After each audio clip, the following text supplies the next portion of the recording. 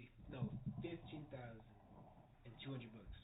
$2,000. For all 16 charges, she faces a potential 35 years in prison. After initially pleading not guilty, she later pled nolo contendere, meaning she doesn't admit guilt, but agreed to be charged as if she were guilty. This was likely due to a plea deal. She was adjudicated guilty for 3 of her 16 charges and was sentenced 1 year and 3 months in prison, followed by 3 years of probation. She received 122 days of jail credit and must pay a fine of over $800. She has since been released, and records show she has completed her probation. Shane faced 1 count of fleeing law enforcement with lights and sirens active, 5 counts of throwing deadly missiles, 5 counts of aggravated assault on a law enforcement officer, 2 counts of possession of a firearm or dangerous weapon as a convicted felon, 1 count of possession of drug paraphernalia, 1 count of driving on a suspended license, 1 count of grand theft auto, 1 count of petty theft, and 2 counts of reckless driving. His bail was set to $278,000. However, while awaiting trial, Shane started a fight with his cellmate over alleged stolen commissary, leaving the other inmate bloodied before officers ended the fight by tasering both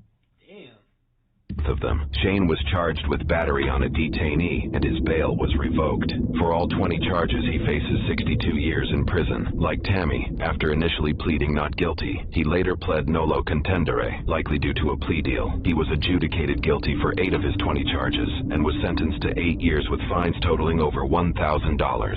He was given 184 days of jail credit with no probation listed. In Florida, inmates typically serve 85% of their sentence with good behavior. In Shane's case, this would be a 6-year and 10-month sentence, making his release date around April 2028. If he serves the full sentence, he will be released June 2030. Alright, that was today's reaction. Y'all let me know what y'all think of. On to the next video.